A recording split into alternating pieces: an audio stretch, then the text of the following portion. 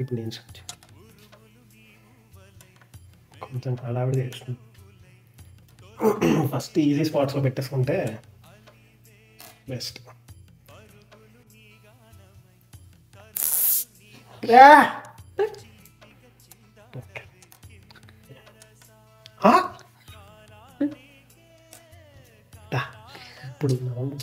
ఇప్పుడు ఎవరు ఎక్కడ పెట్టినా మినిమం 5.5 నీతో వస్తాయి ఇంటికి. నేను